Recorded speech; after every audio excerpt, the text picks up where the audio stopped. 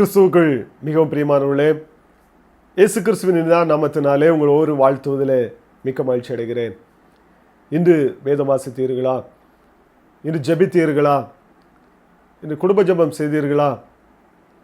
கொஞ்ச நேரமாவது உங்களுடைய பிள்ளைகளோடு அமர்ந்து ஆண்டவரை குறித்து உங்களுடைய பிள்ளைகளுக்கு நீங்கள் கற்றுக் கொடுத்திருக்கிறீர்களா?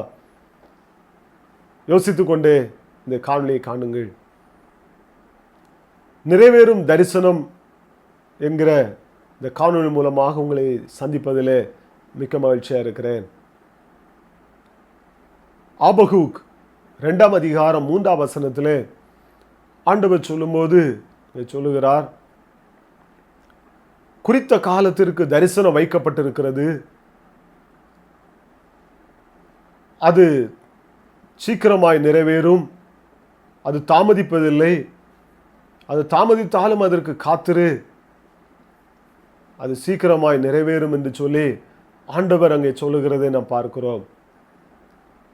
ஒரு தரிசனத்தை ஆண்டவர் நமக்கு கொடுப்பார் என்று சொன்னால், ஒரு திட்டத்தை நம்முடைய வாழ்க்கையிலே நான் நிறைவேற்றுவேன் என்று சொல்லி நமக்கு வாக்கு கொடுப்பார் என்று சொன்னால், அது கண்டிப்பாக நிறைவேறியே தீரும்.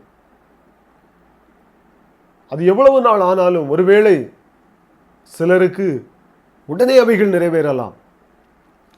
சிலருக்கு ஆண்டவர் சொன்ன தரிசனம் கொஞ்ச நாட்கள் தள்ளி போகலாம். சிலருக்கு நீண்ட காலமாக தள்ளி போய்கொண்டே இருக்கலாம்.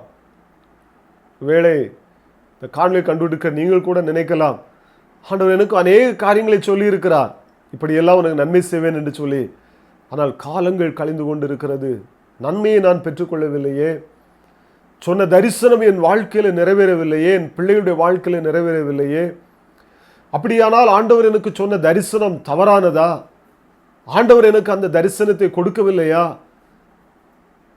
நான் கண்ட சொப்பனம் இல்லைன்னு சொன்னால் ஆண்டவர் எனக்கு கொடுத்த வாக்குத்தத்தம் தவறானதா என்று சொல்லி நீங்கள் நினைத்து கொண்டிருக்கலாம். ஆனால் வேதம் உங்களை பார்த்து தான் சொல்லுகிறது, குறித்த காலத்திற்கு தரிசனம் வைக்கப்பட்டிருக்கிறது. அது பொய் சொல்லாது, அது கண்டிப்பாக நிறைவேறும், தாமதித்தாலும் அதற்கு காத்திரு என்று சொல்லி ஆண்டவர் சொல்லுகிறார். பாருங்கள், பேதுரு அப்போஸ்தலன் எழுதும் பொழுதும் அவர் சொல்லுகிறார், 1 பேதுரு 5ஆம் அதிகாரம் 6ஆம் வசனத்தில் பேதுரு இப்படியாக அவருடைய சபையின் பிள்ளைகளுக்கு எழுதும்போது சொல்லுகிறார், ஏற்ற காலத்திலே தேவன் உங்களை உயர்த்தும்படிக்கு அவருடைய பலத்த கரத்துக்குள் அடங்கியிருங்கள் என்று அவர் சொல்லுகிறதை பார்க்கிறோம். அநேக நேரங்களிலே தரிசனம் நிறைவேறுவதற்கு காலங்கள் ஆகும் பொழுது நம்மால் காத்திருக்க முடிவதில்லை. ஏனென்றால் நீதிமொழிகளில் வேதம் சொல்லுகிறது, காத்திருக்குதல் இருதயத்தை இளைக்க பண்ணும், விரும்பினது வரும்போதோ ஜீவ விருட்சம் போல இருக்கும் என்று சொல்லி. பாருங்கள், நாம் காத்திருக்கும் பொழுது, தரிசனத்திற்காக ஆண்டவர் சொன்ன வாக்குத்தத்தம் நிறைவேறும்படியாய் காத்திருக்கும் பொழுது அநேக சோர்வுகள் நம்முடைய வாழ்க்கையில் ஏற்படும். நான் ஆண்டவருக்கு விரோதமாய் செயல்பட்டு கொண்டிருக்கிறேனோ, ஏன் எனக்கு இன்னும் இந்த தரிசனம் நிறைவேறவில்லை, என் வாழ்க்கையில் நன்மைகள் உண்டாகவில்லை என்று சொல்லி நாம் அநேக நேரங்களிலே நாம் கேள்வியோடு இருந்து கொண்டிருப்போம். ஆனால் பேதுரு சொல்லுகிறார், ஏற்ற காலம் இன்னும் வரவில்லை, ஏற்ற காலம் வரும் பொழுது அது அப்படியே அந்த தரிசனம் உங்களுடைய வாழ்க்கையில் நிறைவேறும், சீக்கிரமாய் அது நிறைவேறும் என்று சொல்லி இங்கே பேதுரு அப்போஸ்தலன் மூலமாக ஆண்டவர் நமக்கு ஒரு வாக்கு கொடுக்கிறதை நாம் பார்க்கிறோம்.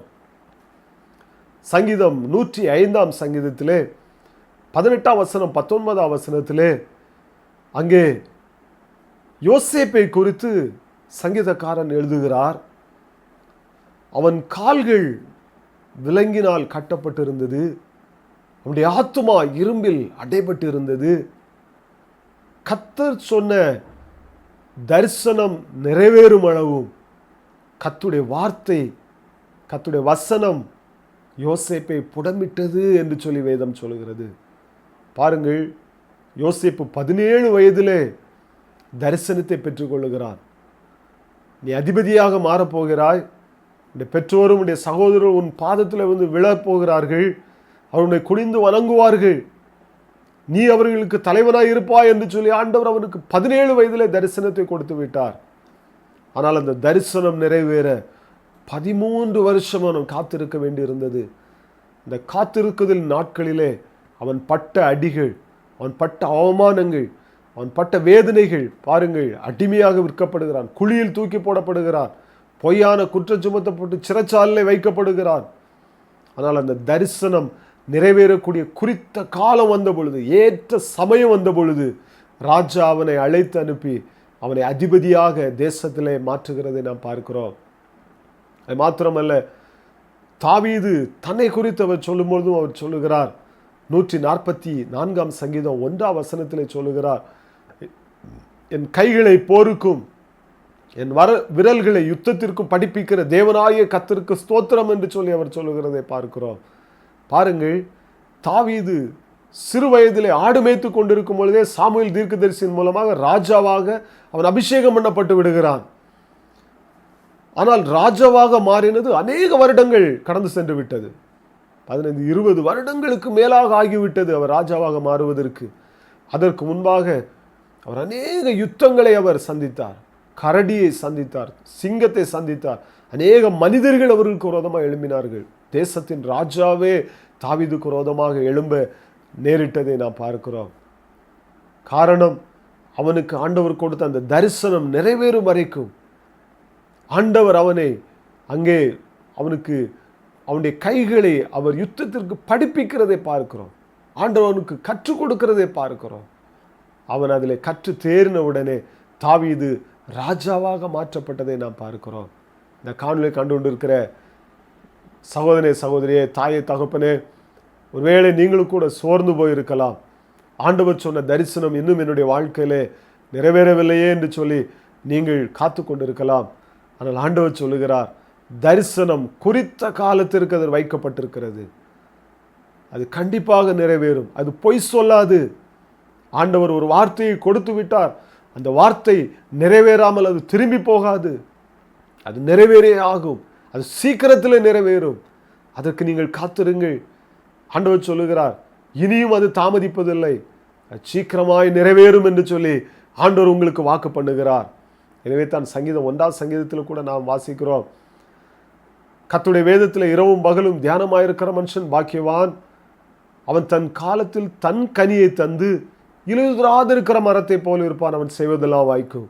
பாருங்க, அந்த மனிதன் என்ன செய்வானாம், தன் காலத்தில், அந்த ஏற்ற காலம் வரும் பொழுது, சமயம் வரும் பொழுது, ஆண்டவர் சொன்ன வார்த்தை நிறைவேறி அவன் சீக்கிரமாய் அவன் கனி கொடுக்கிறவனாய் மாறுவான், அவனுடைய வாழ்க்கை ஆசீர்வாதமாய் மாறும் என்று சொல்லி ஆண்டவர் வாக்கு கொடுக்கிறார்.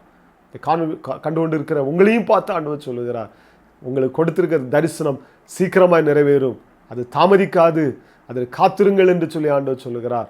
அந்த தேவனுடைய கரத்தில் அர்ப்பணிப்போம். கர்த்தர் உங்களுடைய வாழ்க்கையிலே சீக்கிரமாய் சொன்ன தரிசனத்தை வாழ்க்கையிலே கட்டளையிட்டு ஆசீர்வதித்து வழிநடத்துவாராக. ஆமென். God bless you.